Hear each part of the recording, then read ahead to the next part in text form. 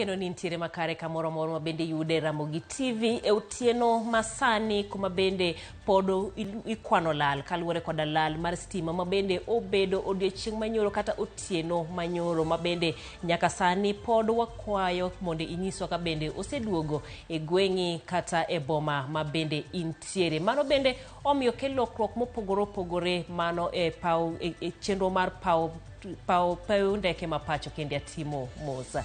Weche mabende wamiyo pek gin wachno ero mar lal mar stima kanyakla kod weche mamoko mag dongruok mapacho kae.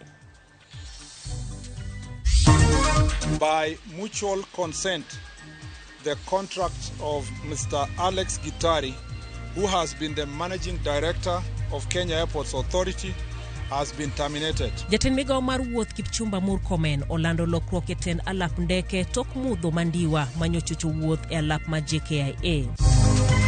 Stima ilipotea tukiwa na customer walienda wakiwa nusu. Leo tumeamuka tumerudisha generator, bado stima haijarudi. Johala kwano lal maduong' magiyudo kaluwore koda lal mar teko stima e pachoka chakro otieno manyoro. Pia tumejenga facility kama hii ingine kule Luanda Kotieno, na tunajenga zingine 9 katika ufuo huu wa Lake Victoria. Jatend piny William Ruto osingo keto chenro mag nyayo nyuolruok mar rech e nam Lolwe kochako limbe mar ndalo 4 e counties ma imbo mar Kenya.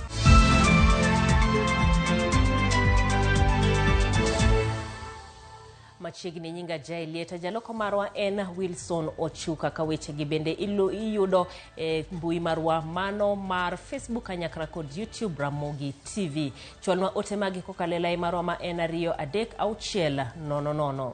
Lal mar teko stima e thoth gwenge mapacho ka otieno ma piny Orugodo Jumamos nokel kod ng'ikruok e achiel kuom masinde manyayo teko stima Turkana. Jatend migawo mar teko Davis Chirchir wacho ni chenro mar duoko teko stima pod dhi nyime kendo nyalo rumo kapok piny oru Jumapil. Mana kaka Edwin Okoth leronwa, lal mar stima osekelo jiemo ne moko kuom jotelo e paw ndege kama be midhiero nero nodwaro rocho chenro mag wuoth. Bang' wich bar mar temo duoko teko stima chakore otieno ma piny Rugodo Ngeso, jotend migawo mar teko ne owuok ayanga mar lero gima ne olalo stima. Jatend migawo no Davis Chirchir wacho ni dag thedho stima matiyo kod yamo ne osima apoya nono e gwenge ma Turkana. Ae bang'e to kelo lal mar teko stima e Kenya mangima. Yesterday at about 9:45 in the evening, we lost one generator, Lake Turkana wind generation, which you know is 310 megawatts. It was a sudden loss, a sudden drop, and that caused an overload in the system. The system felt an overload, and we had a switch off, cascade switch off, which happened pretty fast, and the whole country was in darkness within a few minutes. As soon as the problem was identified, we were able to isolate Lake Turkana physically and started building up the system to again provide power because we had identified where the problem was coming from.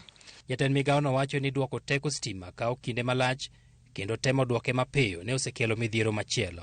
What must be understood in power systems is that when you generate, the load must be off-taken. You don't just generate if there is no load. So the process has been slow because bringing up a system during off-peak hours is and that is why we are where we are today. In fact, we tried to hurry the building up of the system, and at about 3 o'clock in the morning, the whole system dropped again. So we are carefully bringing it up. We don't have any significant problem except that which has been isolated. Si mar dag thedho teko stima ma Turkana bende ne obiro samarach ka stima ma Kenya nyiewo kowuok e piny mar Uganda bende ne onge kindeno. The challenge that we faced yesterday and we've not faced before is we would normally do what we call a black start. A black start is a back feed. Instead of the system giving you power, you feed it with power to start it up. And we would normally use Uganda to back feed and start up our systems. Unfortunately, yesterday and a few days ago, Uganda line to Kenya has been down because some of the 6 towers on the Uganda side have been down.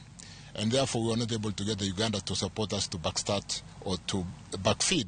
Chiegni nus mar teko stima madwarore pachoka ne oseduogo. Kama midusa mag kembe matayo thedho kod chwalo teko stima ne pod odich mar neno ni teko stima oduoge gwenge duto. We are checking the quality of the steam in Olkaria. We have most of the systems are up except Olkaria. We only have O-Power 4, which is currently developing about 33 megawatts. We should be switching in the next 1 hour, 2 hours, 3 hours, most of Olkaria systems, which really supports the network or supports the country. And I do want to believe that as we go into the peak hour, most of the systems will be up and running. Lal mar teko stima ne odwaro rocho chenro mag wuoth e paw ndege mar JKIA, kama kata masin manyayo teko stima bende ne okethore ma ojiemo ne jotend paw ndegeno. Jatend migawo mar wuoth Kipchumba Murkomen mano mondo JKIA ne olando lokruoge ma omiyo jotelo ariyo mag paw ndegeno opuko mogo. By mutual consent, the contract of Mr. Alex Gitari, who has been the managing director of Kenya Airports Authority, has been terminated. By mutual consent again, the contract of Mr. Engineer Fred Odawa, who has been the general manager, project and engineering services, has been terminated. They have explained to us many technical issues that were unable to function, the seamless reconnection of power and so forth. But those are excuses, and we cannot give Kenyans excuses. Mae lal mar teko stima ma okwako gwenge mathoth e Thurka mane okawo thuolo malach mogik kapok oduoke gwenge duto. Seche 24 bang' stima lal e piny Kenya mangima. Nonro pod dhi nyime mar ng'eyo ni ang'o mano simo masinde mag nyayo teko stima mayudore e gwenge Turkana mano kelo lal machalo kamano. Edwin Okoth, Ramogi TV, Nairobi. Moko kuom johala e pacho ka koro kwano lal kaluwore koda lal mar teko stima kuom seche malach chakre otieno manyoro. Johala ma uso chiemo makethre piyo kod mago ma ohandgi tiyo gi masinde mag stima ywak ni giwito omenda mathoth. Millicent Adhiambo miyowa ler mathoth. Asara ma wayudo duong' ahinya nikech an auso rech manum. To rech manum ni ok inyal use ka onge baraf. Koro rea gi te akia kaka dwa dhi timo nikech manyoro nodong' matin manonindo, rego te wadhi puko. Nikech ok inyal bet nyaka kawuono nyaka gotieno mondo losnwa baraf. Nitalilia nani watoto wanaenda shule saa hii back to school. Yenye sasa nilikuwa nimejipanga. Hiyo pesa yote imezama kwa sababu samaki kama hiyo sitachukua tena nikuje nayo tunauza. Hiyo sasa imeenda hivyo. Hii pesa yangu nitalilia nani? Mago ywak, mag moko kuom johala, makwano lal, mane giyudo, tok lal teko stima, e moko kuom gwenge mapachoka, kuom thuolo malach. Johala matiyo kod masinde mag stima, kod mago matimo hand mwandu makethruok gi yot, ywak ni giwito omenda mathoth e mudho no. Imetu affect for real. Tuko na cyber pale vile. Cyber sahi operate. Hiyo sana imetu affect. Hata tujauza tangu morning. Hatujauza kwa sababu ya hiyo stima. Tumetabika sana hata kutoka jana saa 4 ya usiku kwa sababu stima ilipotea tukiwa na customer walienda wakiwa nusu. Leo tumeamuka, tumerudisha generator, bado stima haijarudi. Hii ni hasara kubwa sana kwa watu wa biashara. Kama salon na pia charging. Tunasumbuka kwa kweli kabisa. Jogo mauso yedhe bende ohinyore kagilero ni yedhe ma ochuno ga nyaka kane fridge koro gidhi wito. Uso margi bende orochore kaluore ni nyaka giti kod mbui e chwalo chenro gi mag uso ne jonyiewo. We kind of lost almost 60,000. That is for the vaccines, insulins, just to name a few, which is so sad because no company is going to compensate us. Our suppliers are not going to compensate us. Hatuwezi kuuza dawa na dawa zetu ziko kwa system, so hatuwezi kuwa na access kwa system na kuwa ngumu. Pia hesabu zetu pia zinakorogeka. E chiro ma City Market e boma ma Nairobi bende johala ywak ni lal teko stima omiyo thoth chiemo okethore. Stima ogowa piny nikech wach ringo, gweno, rech kata gimoro amora miyudo e chiro nyaka bed refrigerated mondo kik okethre. Gichiemo mang'eny e fridges okethore nikech wakoso stima chakre nyoro. Koro wabedo affected sana. Stima onge. Ma stima ni koko duogo kawuono. Wakia gima kiny. Wach magin go ne sirikal e wi midhiro mar lal teko stima ma bende nyaka sani pok oduogo e kuonde moko pachoka gin mage. The saddest thing is we pay our bills. So we don't understand how we're supposed to lose our goods just because we are dependent on Kenya Power. Kama leo nimenunua mafuta ya shilingi 500, which is 2.5 liters and very expensive. Stima kama ni stima ningekuwa nimetumia kama shilingi 100. Wala mnano kilwa duokno stima kendo. Yuak makamagi biro kaluore ni otieno manyoro kar saa 3 teko stima nolala poya e gwenge mathoth pachoka kendo we oganda e mudho mandiwa. Nyaka sani nitie kuonde mateko stima poko duoge gino makoro medo chando chuny johala. Millicent Adhiambo, Ramogi TV. E weche mamoko en jatend piny William Ruto chakayanga limbe mare mar ndalo abich e imbo mar Kenya e counties mag Busia kod Kakamega kendo yawo chenro mag dongruok. Ruto ketayanga chenro mare mar chiro pith mar rech e Nam Lolwe kosingo mar yawo kar tiegruok manyasani mar pith rech e kaunti ma Siaya e giko higani. Jotelo mawuok imbo mar Kenya kod Nyanza ma oteno jatend piny okwayo mondo otiek ywaruok e kind piny Kenya kod Uganda e wi Nam Lolwe, gino mabende oseweyo jolupo mapachoka kolornegi e piny Uganda kuom kalo kiewo. Chris Owino nigi ler mathoth.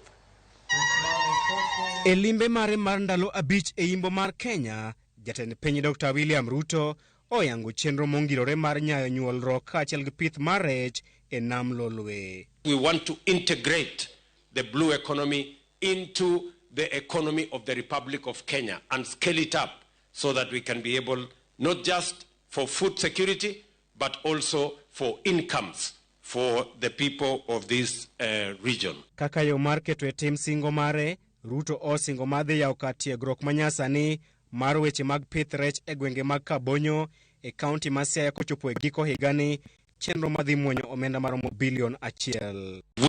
Comprehensive plan on restocking of Lake Victoria. Mimi nitarudi hapa kabla ya mwisho wa huu mwaka kwa sababu tuko na facility ambayo tumepanga ya shilingi bilioni 1 hapa Kabonyo. Hiyo facility ndio tutaweka hatcheries nyingi na tutaajiri vijana wengi watakao tusaidia katika restocking ya ziwa letu la Lake Victoria. Chenro makamano oserlwedo kod jotelo mawuok e imbo mar Kenya kaachiel gi kaunti ma Siaya ma oteno Ruto e limbe mare kar chung' od bura ma Budalangi e kaunti ma Busia. Jaod bura ma Budalangi Rafael Wanjala kod nyawadgi Mabondo Gideon Ochanda oywago onge mar rech e Nam Lolwe kendo siro chenro makamano.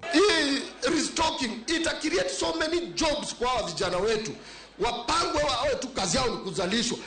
Vijana wamesomea fisheries, hawana kazi Kenya, they will be supervising these ones kufanya hiyo kazi. Mtukufu Rais, there is no fish in the lake. Hiyo ndio ukweli wa mambo. We must get into the exercises of seeing that we have fish back in the lake. Jotelo go wacho ni chenro makamano dhi ting'o malo sekta mar pith rech kaachiel gi chugo thuolo mag tije ne jodak e alwora mar Nam Lolwe. Gideon Ochanda bende okwa jatend piny Dr. William Ruto mondo tim twak kod jatend piny Uganda Yoweri Museveni mar golo kiewo mar lupo e Nam Lolwe. Samaki haijui boundary. Hata sisi wenyewe wavuvi wenyewe saa zingine hatujui boundary iko wapi. Amekuambia kilomita 2-3 hivi uko Uganda. We have a big problem. A major problem. The best you can do for us, Your Excellency, get to sit with your neighbor, the President of Uganda, so that you open for us the border in the lake. Iwe wazi, samaki tunatafuta haijui border. Kaoloso e kindeno, ogai mar jotend migepe Musalia Mudavadi odok ne Ruto e wiseyo mag jotelo mag Azimio ni piny owacho mar Kenya Kwanza opong' kod akwede mag dho udi e lemo mag serikal. President amemteua mkubwa wa Kenya Revenue Authority ambaye anaitwa Humphrey Mulongo Matanga kama mkubwa wa Kenya Revenue Authority kwa taifa nzima. Rais amemteua jirani wetu mwema Ogola kama mkubwa wa majeshi yote katika Kenya. Sasa hiki Kiingereza kirefu inclusivity ama lack of inclusivity Nyinyi watu wa Budalangi, Rafael, ukiwemo, wewe unaonaje? Jalup jatend piny Rigathi Gachagua opako gavana ma Busia Dr. Paul Otuoma kuom yie tiyo kod piny owacho mar Kenya Kwanza kendo jiwo governors mamoko ma pacho kae mondo osum paro makamano. Governor has made the right decision ya kwamba yeye ni governor na ako na serikali. Huyu Rais Ruto ako na serikali, wafanya kazi pamoja. Sasa wewe uko na serikali ni governor, unafanya kazi na mtu hana serikali, mnaweza elewana?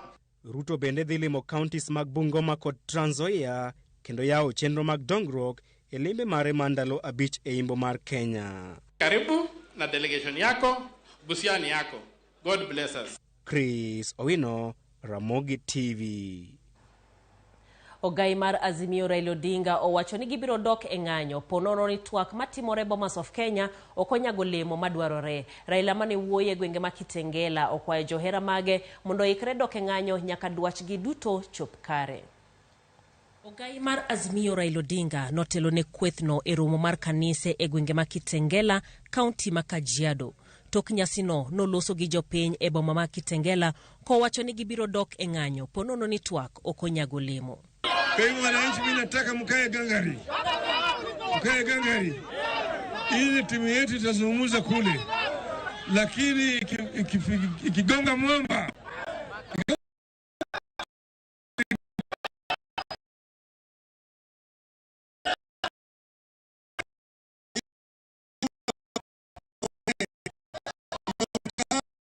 siku chache tu. Bado maandamano. Bado maandamano. Odiochieng' manyoro Raila nogwenyore kod jalup jatend piny Rigathi Gachagua e wi wach matwak kaka wuono gidonjone kuom seyo twak. Kila siku yeye anaweza kusema anaongea mimi kama mimi ni rika yake. Hana heshima. Mdomo yake ni chafu. Tena anaeneza siasa ya ukabila. Kama una hakika iko mali ya watu tulikunja, wachana na hawa wananchi, kujia Raila mimi na wenzetu. Kama hautatukujia, wewe funga domo, uache kudanganya watu. Jotelo mag Azimio bende omedo sundo piny owacho mondo oduok chien nengo mar ngima kagiwacho ni wachni pod biro duokogi e ndara. Nataka kuambia Wakenya bado mbaki mwe na sasa tunaambia tuongee. Wamesema wanakubali kuongea. Gharama maisha itarudi chini na maandamano. Sawa. Erokamano ahinya kuom medo mana kete kai wadhi yweyo maromo konge nyisa ni ber ka iwacho ni ber ka ber to nego jatend migawo mateko stima Davis Chirchir ogweta okaluwore kod lal mar stima kuom maloyo seche 24 mano Fred Osuru ka entiere Dandora Phase 2. Nabi Wuod Onguta iwacho ni ntiere wang' neno Ramogi TV ntiere kod mamani kanyakla kod Jaudi kanyakla kod iwacho ni Edwin ineno Ramogi TV maber. Kibra stima okelo masira kawuono kata tich iwacho ni onge mabende usetimo kata matin. Wang' wadhi mana e yweyo machok waduogo kod weche mathoth. Nyithindo kamoro wuok adhi mabor kabisa mong'ada ora ang'o koduogi nyathi miss gimi puonje kokoleo kochiemo ng'ama denyo puonjore bokwinj gima japuonj puonjo. Jo ageng'a e Nyatike ywago kech kato bedo ni chenro maduong' mar pur mar Kuja irrigation scheme ni e kindgi. Username Investments presents the domain Kisumu along Kisumu Mambo Leo Miwani Tamak Road starting from 399,000. SMS the word dollar to 20321 or call 0725 000 222.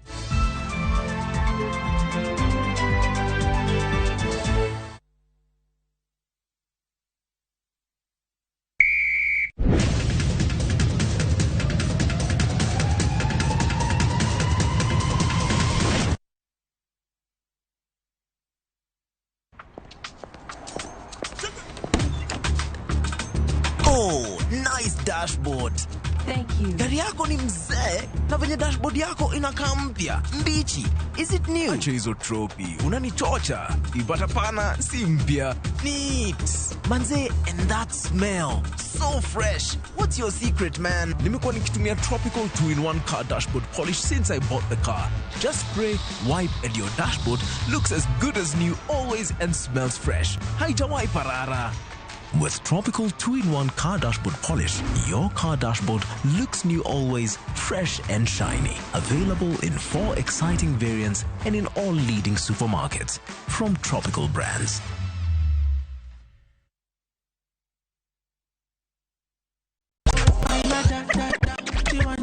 The party's on.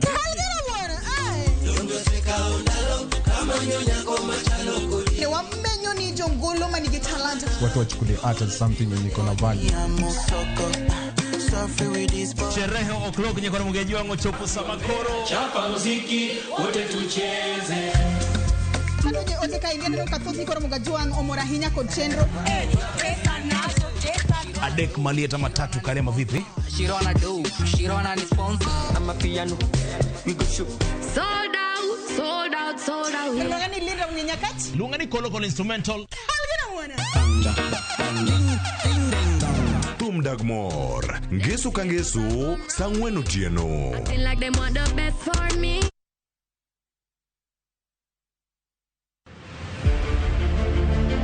Ekindo ganda mudhier, ywaruok bede mang'eny.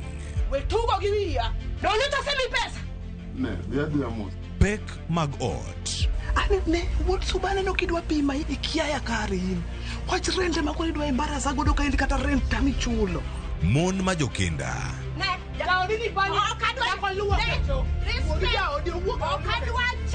Lu kaka gik moko timore. Warwakra biro. Gino lal. Sim. Igolo kanyo nyathina. Sandra. Kendo kit ji maradier fwenyore. Negi wangi ewi nam cinema. Jumapil Sario kod Sang'wen Otieno, mana Ramogi TV.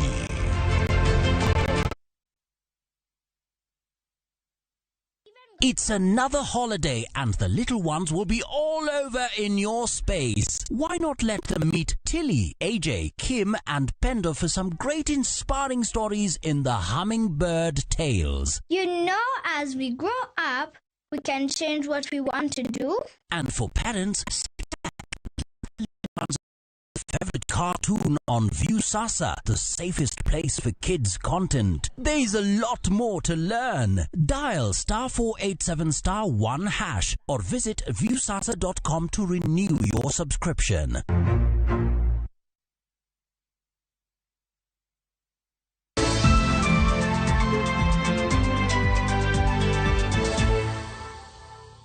Machiegni kendo oganda e gwenge mag North Kademe sub-county manyatike pod ywago kech kata bedni kar pur mar adhaye mar loa kuja manochaki mondo kel chiemo ma oromo to nitiere kindgi. Jojo manolimo jo Kadem kendo miyowa lipodni.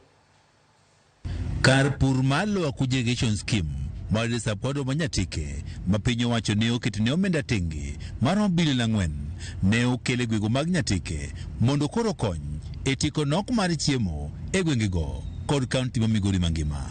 Higni 10 nyaka ne kar pur ni malach ne romo ekas 19 chakre oganda e gwego mag Ageng'a e wodno man North Kadem ma bende en kar pur ni malach kuja nyaka sani pod ywago kech. Ka dhi mabor kabisa mong'ado aora ang'o kuduogi nyathi mis gimi puonje kokoleo kochiemo ng'ama denyo puonjre bokwinj gima japuonj puonjo kendo en kech maleyo ma ndalo moko yande wakwayo kony ka kuom national government obiro matin county government okelo chiemo matin to chiemo mabiro kaka relief ok nyal pidho piny kaka North Kadem. Giwacho ni kech maliyo osemiyo kata mokuom nyithindgi ok nyadhi sikul e yo makare. Ka japuonj dhi e klas yudo ka kuom gigi 20 30 komis moko duogo moko nyoro ni dhi manyo gima gicham gi mama gi baba ma nyocha ndo nyaka sama koro nyowa bedo gi junior secondary school ka nyowa dwani gi wadak kodgi ka ikich miye gi richo kichiemo. Puothe manyo wan go manoko e manyo wachako go tedo nego ka. To nikech wane kama tek dago gi kano waneno kochimo kodwa kama koro kwadhi nyalo. Ywak ni osekelo penjo mopogore opogore nikech igeno ni nyaka sani gwego mag North Kadem ne onego bed nitie kod chiemo moromo nikech gintiere kod pi moromo kendo ginyalo keto geno margi mana e koth kende e wechego mag pur. Kata kamano, jotend siasa kaachiel kod jodak e gwego mag North Kadem wacho ni kech pod kayogi nikech kar purne malo akuja koro pok oket mondo koro ti kaka ne gigeno. Mae momiyo kopo ni government nya intervene in two ways. One, give team irrigation to cover the remaining 14,000 hectares mantiere kacha. Two, give intervene in terms of kelo knowledge kata giluongo ni ng'eyo e pur mondo ing'e ni to lobni en lo machal nade to gin kothe mage manyalo dongo e lobno kot okadho kuom irrigation. Giwacho ni bedo ni onge mar puonj makare e yore mag pur kaachiel kod rem mar piny owacho e jolwechego mag pur e gwengego koro osemiyo chenrogo mag pur e kar pur maluwo Akuja irrigation scheme ok osedhi makare. Weche awinjo ka president ne wacho ni ber mondo subsidize production. En a good idea. To mondo subsidize production it means we must provide farm inputs to farmers. Sani North Kadem kanyo kidhiye onge gik machalo kaka fertilizers manitiere kanyo. Nyiso ni kata dang' bed ni jowa osebedo gi lony mar puro to ka onge fertilizers mokel machiegni to yield pod dhi bedo piny. Nyaka sani mana maromo ekas 4,500 mar kar purni mabende lachne romo ekas 10,900 ema osekete pur kabende mano chele eme pur ahinya. George Juma, Ramogi TV, Migori. Sama od bura pod medo twak e wich chwalo puonj mar kit chwech e skunde ma pacho ka. Jokanyo mamoko bende chwalo puonj kod chenro makonyo e gayo lando kute mag ayaki e kind rowere. Mae kaluwore ni kwan rowere ma pacho ka magamo kute mag ayaki pod ni malo. Kaka lipota marwa Steve Biko lero, nyoko lwedo e gayo lando kute gi e kind rowere igeno mar nyago lemo kendo reso ngima rowere ma pacho ka. Achiel kuom okengego en ringni. Mae en achiel kuom okenge manyien ma migawo mar thieth kanyakla kod jokanyo mamoko okelo mar geng'o landruok kute mag ayaki e kind rawere. Koro nonro mwakelo ni temo rango ni mopogre gi yedhe mimuonyogi wanyalo kelo teknoloji mane kata wanyalo kelo mpangilio mane mopogore godo kuom geng'o ka gamo kute mag ayaki. Ma wan godo kasani en luongo ni dapiverin ring. Dapiverin ring en ng'ama miyo konyore godo tiyo e kar nyuol, ikete kar nyuol to geng'o ng'ama miyo gamo kute mag ayaki. For project nieri to wang'iyo nyiri ma are 18 years kadhi mbele to bende wabro prioritize nyiri ma are at risk manitiere below 18 years. Yor geng'o landruok kute machielo en sindan minyalo chuo godo jogo mosegamo kute mag ayaki makawo thuolo mar dweche 2. Kata kamano, pod irito mondo opuodhe kod duol marango yedhe pacho ka. Kenya nokelo yedhe mimuonyo midendo ni PrEP e higa 2017, gino makoro oganda nyalo muonyo mar geng'o gi gamo kute makamano. Nonro yango ni mana 20% mag oganda ema tiyo kod yath mar PrEP momiyo migawo mar thieth okelo yore mamoko gi. As the country approaches or targets to achieve zero new infections by 2030, for us this is an important milestone because for these long-acting prevention methods we are going to at least improve on other areas. E sama migawo mar thieth manyo yore gi mag thieth, komachielo jokanyo mamoko bende temo yore gi mag konyo rawere e geng'o landruok kute mag ayaki. Wende mamit mag nyithindo manyirigi rwako wa e kar thieth ma 5 ways e kar dak Manyalenda e boma Kisumu. Saa 8 chieng' Sabato ka Sabato, wendni nyiso chakruok mar puonjruok mar weche kit chwech e kind nyiri matindo mawuok e kar dak ma yuto ji nitiere pinyni. Sharon Obilo, jahigni 24, e japuonj maduong'. Jopuonjre oting'o nyaka nyathi matin ma jahigni 10. Kuom higni 5 sani, Sharon osebedo ka weyo tijene giko dira mar neno ni oyudo kinde mar bedo kod nyirigi. Kana chako ne en challenge nikech ne ginena kaka nyathi matin. Koro ne en judgment kone gi kone. Ng'ato neno ka gima mano onge gima biro nyisowa. But ile ku time gi kinda. Itime gi kinda nyaka kawuono. Ginena kaka ng'at moro manyalo kelo change e gweng'. Nonro mar Kenya Demographic Health Survey e higa mar 2022 noyango ni rawere chakre higni 15 osechako donjore weche mag hera. Kata kamano, duol mar National AIDS and STI Control Program NASCOP nyiso ni nyithindo manie bwo higni 9 bende osedonjore weche mag hera.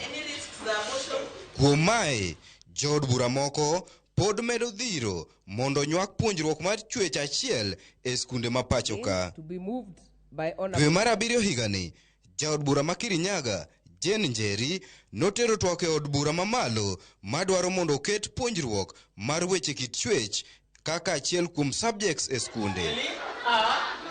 Twagno noyudo kwede ka jood bura moko lieko ni puonjruogno biro medo timbe mag machienglo e kind rawere. We already have health education in our schools. We have reproduction health in our schools. In the curriculum that is already there, we already have health education. And when you talk about comprehensive, what is comprehensive? Or what is it that you want to be taught in schools that is already not being covered? We are not telling our children engage in sexual activities. We are telling them wait. We are telling them this is not the right time. We are telling them if you ever find yourself in such a scenario, I do not want you to contract HIV and AIDS. I do not want you to contract an STI. I want you to first protect yourself. Paro mar chikni biro higni 2 bang' duol mochung'ne nono gigo misomo e skunde mano Kenya Institute of Curriculum Development tamore kelo puonjruok makamano ka gilero ni en dhi ataro kod ratich nyithindo kaka olere pend chike mapacho ka. Kamano bende, mana jumbe machuok mokalo, bishobe ma kanisa Kopere ne dwaro mondo ogol buk mar grade mar 7 mane giwacho ni nigi puonj kit chwech mokalo jopuonjre mag klasno. We have noted a worrying trend in terms of the content. For instance, looking at the grade 7 learners book and grade 7 teachers guide titled Health Education in Action, have created room for introduction of family planning and encouragement of the use of contraception to very young learners. Migao mar thieth pod manyo yore mag tenore kony mowuok oko mar tego nonro mar gayo kute mag ayaki ka gigeto chenro mar sirikal mar thieth manono midendo ni Universal Health Coverage. This is a problem that the whole global community is grappling with. Ours is now just to be able to prioritize how we put more investments into HIV prevention and other public health interventions, but also to be able to develop interventions that can be able to give us more health for the shilling that we spend on each of the activities. So we'll be able to work together with all partners. No one should touch them. No one should. En lweny ma inywako ne gi yore duto te manyalore ka migao mar thieth ng'iyo lony manyasani mag thieth kod geng'o landruok kute mag ayaki. Jokanyo kaka Sharon bende puonjo rowere. Geno manitie en ni chenrogi duto kanyakla biro duoko chien kwan rawere magamo kendo lando kutego. Steve Biko, Ramogi TV.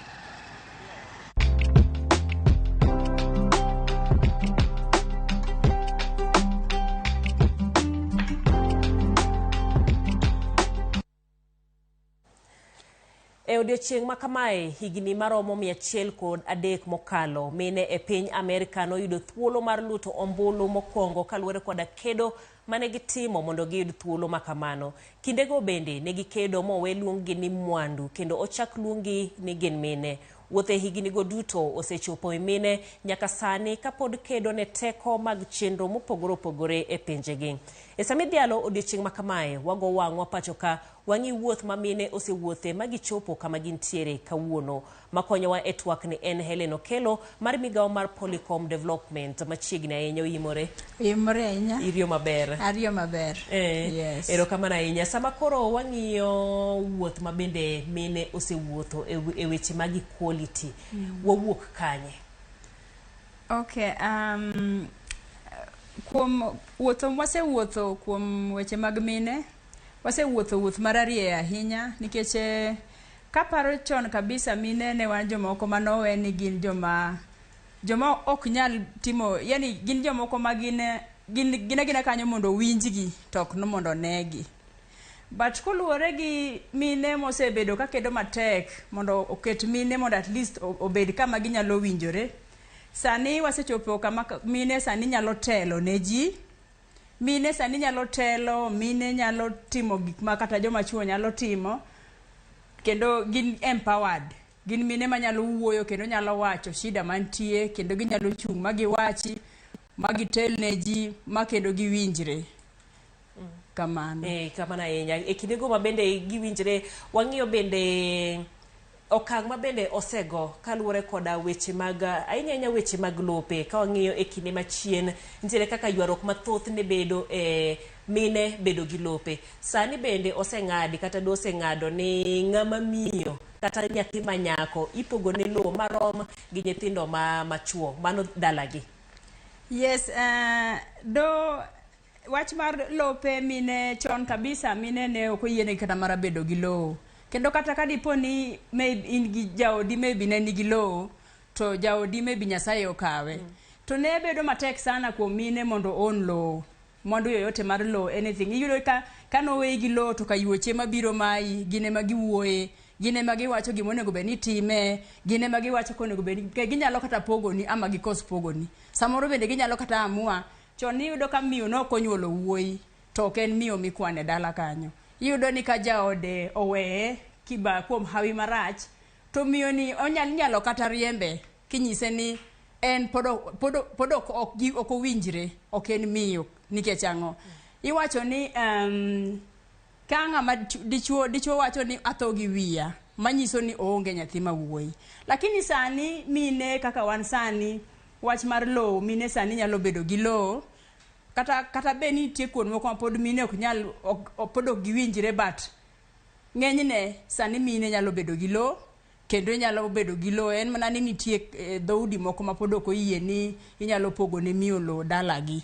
Kata bed ni piny owacho nitiere chik ni mano winjo be ni timore. Kata bed ni nitiere chik, nitie dhoudi moko ma pod ok oyie ni miyo inyalo pogo ne lo dalagi. But nitie dhoudi moko moseng'eyo ni nyithindo te gin nyithindo. Samo pogo mwandu ne opogo ne nyithinde te, kendo miyo nyalo bedo gi share mare, gi share pok mare mar lo.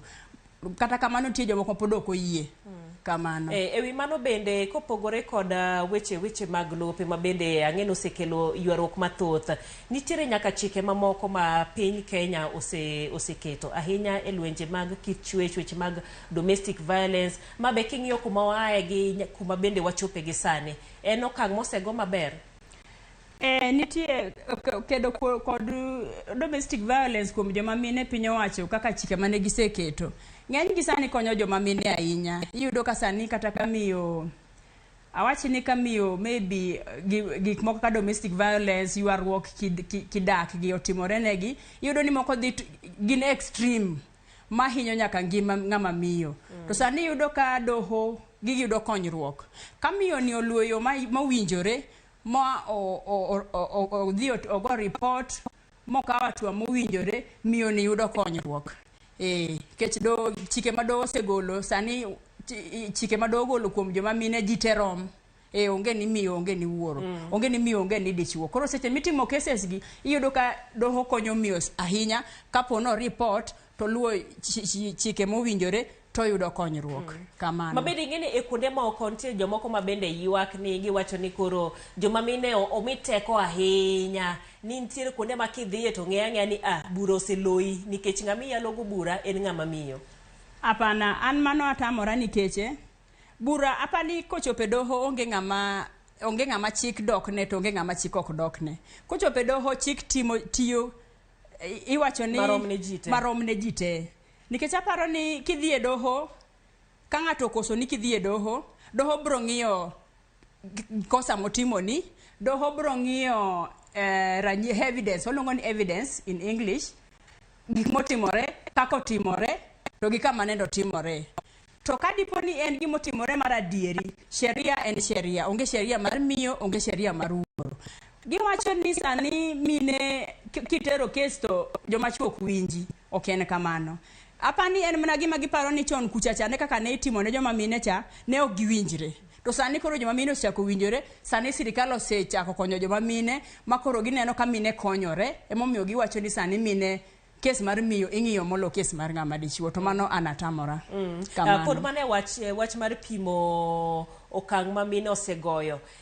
Ntiere kuonde mamoko ma bende koro iwacho ni mine gi osekednegi ahinya, kendo koro gidhi ahinya ma gikalo joma chuo. Mano ni kare? Be joma mine osekalo gi? Ok en kare, joma mine pok okalo joma chuo. Mak mana ni joma chuo, gima nyalo wacho ni joma chuo gini gi nyiego.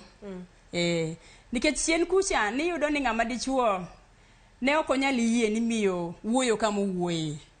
Chien kucha joma ne ok ginyal yie ni ng'ama miyo nyalo telo, manyalo wuoye mbele ji, manyalo golo chik malu. Chien kucha ne ok ging'eyo ni ng'ama miyo en ng'at moro manyalo bet gi dala ne, mo chik mariere, mariere mabed kaka de ng'ama dichuo nitie dala ni kade ng'ama miyo nitie. Koro sani eri nikech koro joma miyo wasebedo empowered, makoro at least wawinjore. Koro enana kuma manena na nyiego moro tuwe magin go. Nikech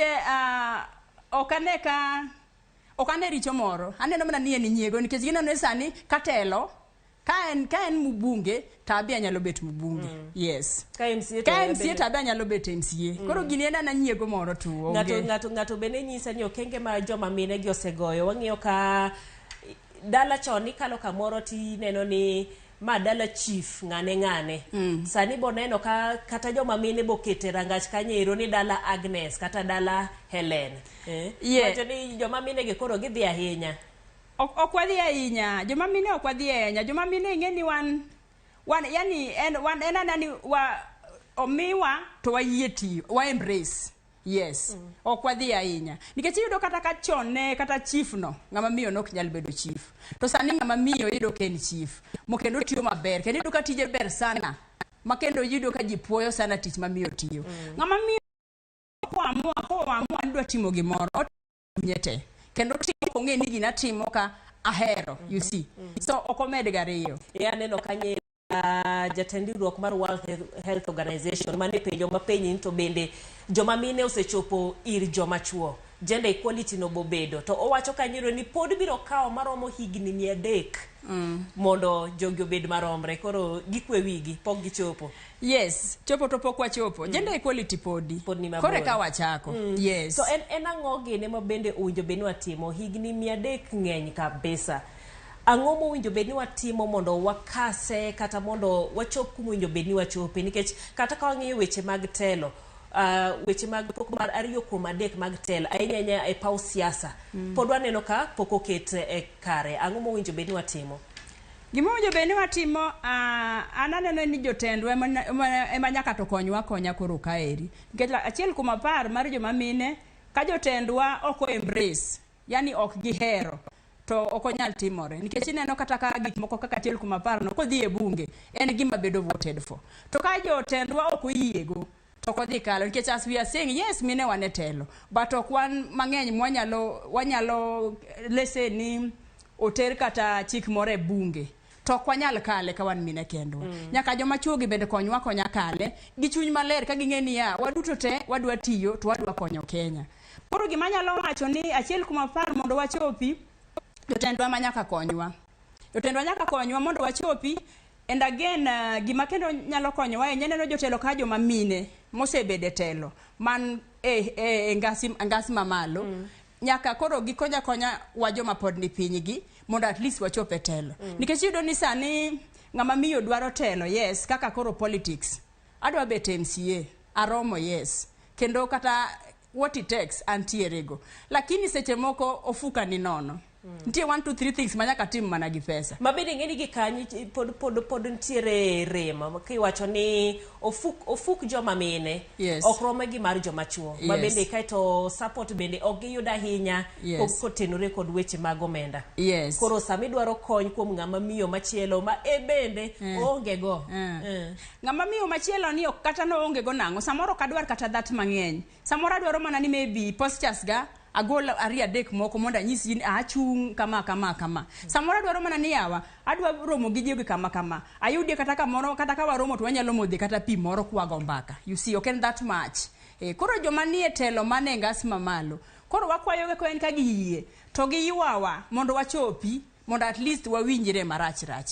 Waherre ahera wa joma mine. Kane an MCA tasuda bet mbunge to we mondo kama weyoni aywa miyo moro mondo donj ka odonje tienda ka adhi mbele. Kamano kwa timo kamano to wanyalo chopo achiel kuma parni wanyalo yude yo mayot. Kamano ahinya. Sawa bende dhika gima rumo to Helen, weche gi samoro ng'ato nyalo wacho ni wagombaka ahinya weche mag bombe, weche mag telo mamalo e gwenge kata kuonde dak ma untiere. Wach mar telo mar joma mine ni ere kaka onyalo bedo makare? E gwenge wach mar telo mar joma mine onyalo bedo makare. Joma mine koro nyaka wuoga oko. Kik warit mondo kelnwa. To telo ok en no chakre maduong' cha. Telo chakore mane odika.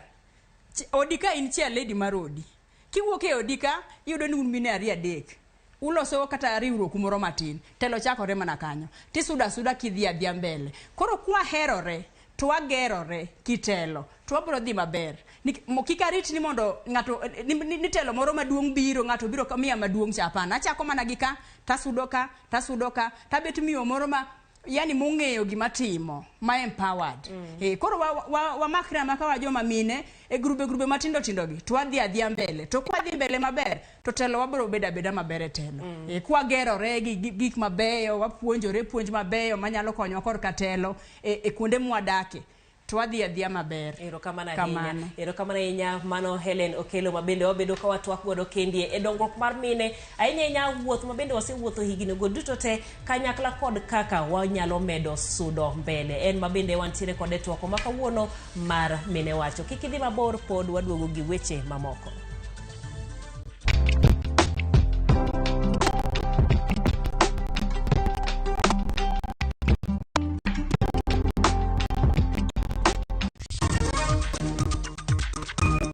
Malungu manyalo wacho na tiyo. Anyalo utadhi dwaro kibarua kaido tam kaonge go wanyalo ni ninda. Wakelo ni sigand miyo moro e kar dak makatwe kera makoro ywak ni nengo ngima moidho otamerito nyikwae e yo makare. Username Investments presents the domain Kisumu along Kisumu Mambo Leo Miwani Tamak Road starting from 399,000. SMS the word dollar to 20321 or call 0725 000 222.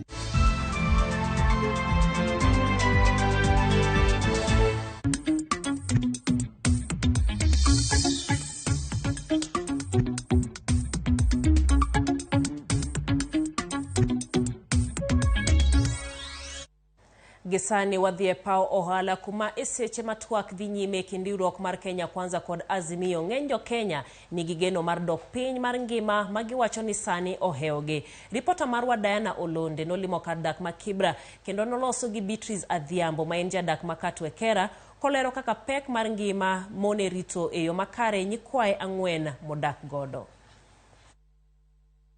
Ani kuonyinga gilogan Beatrice Adhiambo wamb anyale go kalkada ati donderele gega kama dake here amlon Katwe Kera Kibra.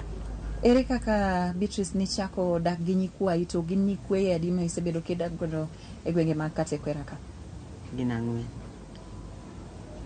mana sedak dago ka ariyo achiel kuro ni school achiel ni tosenyuol bodhi dala dwaro wach kaka dodogi school wach nonyuol kene klas 11 to na aonge uwezo mapunye to nyodo ke school kata maniform tuno ikonya ng'ato makonya puonje kata matindo gi ng'ate mano konyo na tiro chulo ngi school fees timo ni kila kitu ma school fees koro kanyo oseyuaya kendo momiyo abedo gi mor mondo abed kaso kodgi. Chia no samon mondo adog dala. Wuon gi notho 2011. 2011. Koro kan notho kanyo nyara nodak kuro gi shida. Koro kan obedo notuo nono kan dala. Nobiro botuo nyako tho kan matere hospital. Koro joka nomiyo na fast kane gisewacho na ik nyathina. Bang'e nacho koro maseiko nyathina ni nyithindogi. Gibedo na nyathi maduong' nono ka ja klas 6. Nyathi ma nyako maduong' ni. Maduong'. Nyako matin ni ja klas 2. Wuowi ma sani ja grade 6 nono ka pod en ja nursery. Moro ni pod tin ma ni pod dako dhi skul ne ja dweche 9. Koro ne giwacho ni kawo na nyithindo rang kaka dang'iri iriti tich malong'o manyalo wacho na tiyo. Anyalo wuok tadhi dwaro kibarua kayudo tuacham ka onge go wanyalo ni nindo wach gini samo kata ka gia skul gocha shosho asichim samoro ginya ting'o na ka chiemo ka gia skul wan shosho wawe kionge tai wacho no kiwuok kaka buono nyaka ting'na kata koten gi nyoa nyaka gikelna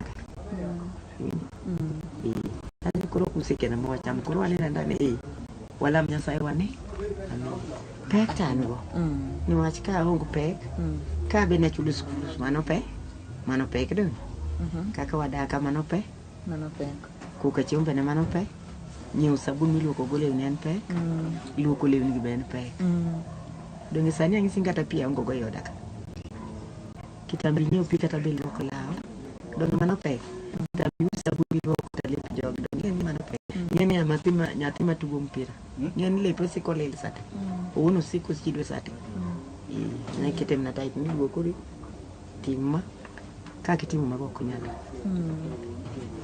to kuru mapat onge chia no samon mondo adog dala kani paro ngilo dire moko ntandiko moro biro kani tero jida dala chia no gombo dhi dala nyakora matin masani jahino chiko nocho ndana kitero wadala ulona shosho kitero wadala ukwadhi somo kasa kata wadak matek kasa bora nwadhi skul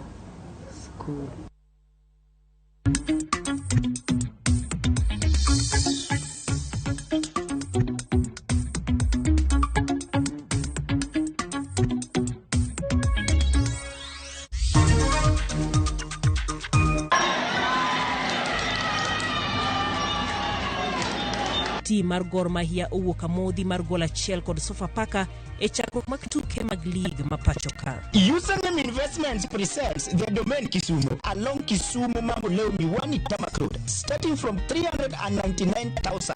SMS the word dollar to 20321 or call 0725 000 222.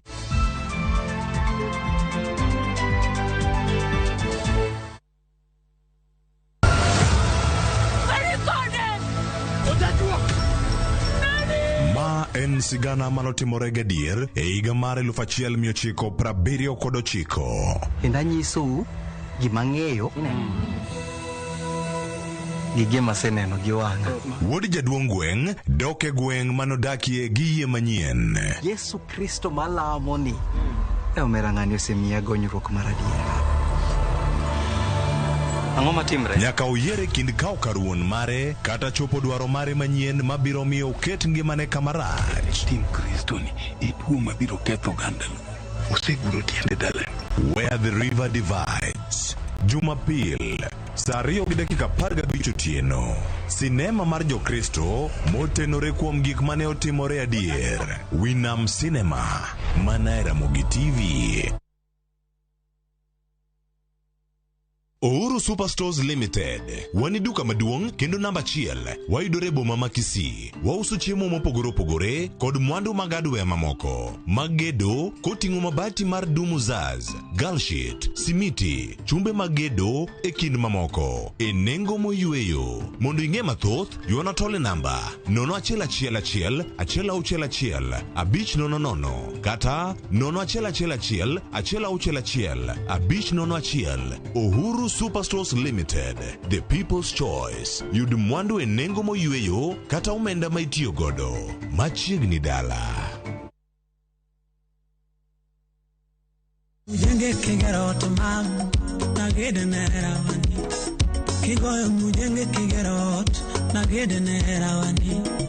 Awacho nati mate na kena uri seme wapi na security nyara lego donge nati mate kata kinine na mutino mondo mi usikize timu mar ching moro nwadag maber idiyo star 860 star 418 as Ramogi TV kod jothumbe duto.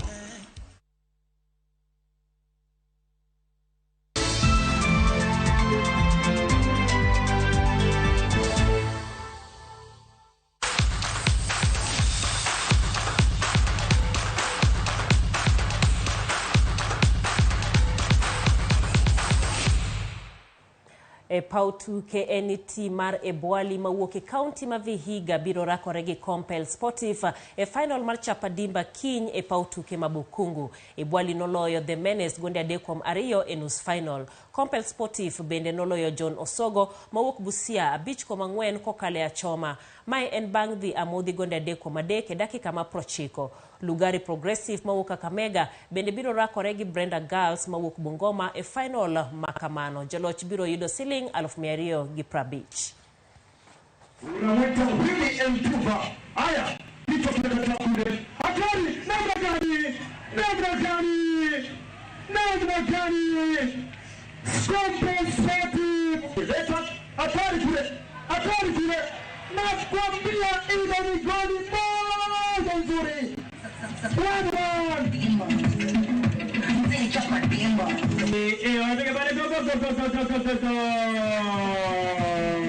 Anakoroga. Anasema balozi mambo safi kabisa. Anakwenda pale goalkeeper. Namna gani? Tuni mawili kwa mawili anapiga.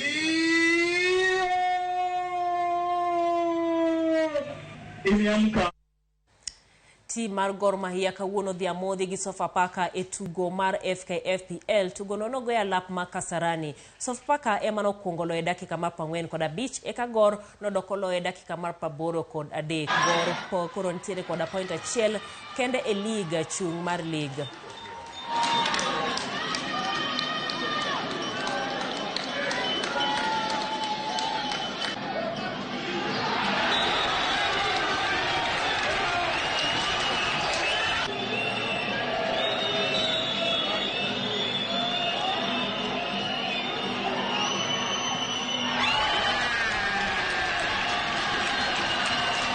Some stuff we didn't like, and we thought in the first half we weren't just moving the ball quick enough. You know, we said to the guys at half-time that, look, if you're a more direct team trying to play on the counter-attack or long ball, you don't notice the sharpness as much. And let's be honest, all teams are getting their sharpness in the first few weeks of the season still. Mechi leo ilikuwa nzuri. Ilikuwa nzuri sana juu mumeona mechi iko open. Iko open. Timu zote zilikuwa zinataka kucheza. Kwa sie tunaichukulia vizuri, pointi moja unacheza na klabu bingwa.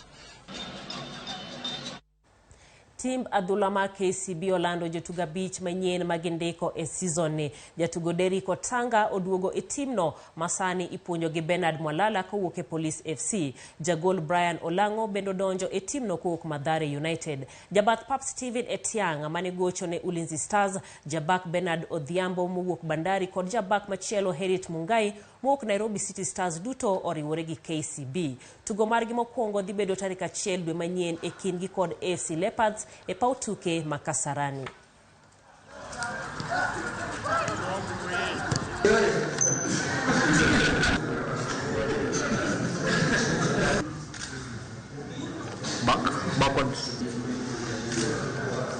Squad nadhani coach amejaribu to his best ku bring the best players wenye wako available.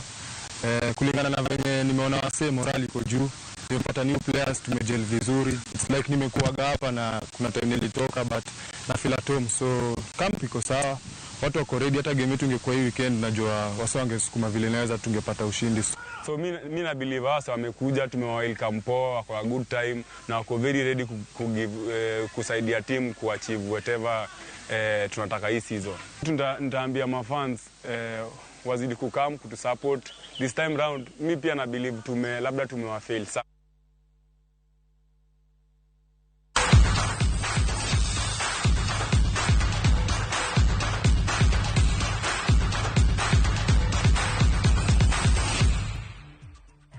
Sama poki penja mabende wangarito mondo kelgi malero dieching makiny eni Manchester United noloyo Nottingham Forest gonde 3-2. Mano report moko nyisa kata kamana ka uthuolo mar lande kanyakla kod Arsenal mabende wuok amodhi kod Fulham kanyo kod gonde 2. Kamana inya kuom bedo kod odhiambo masani. Samuel Owida ayudo ote mari.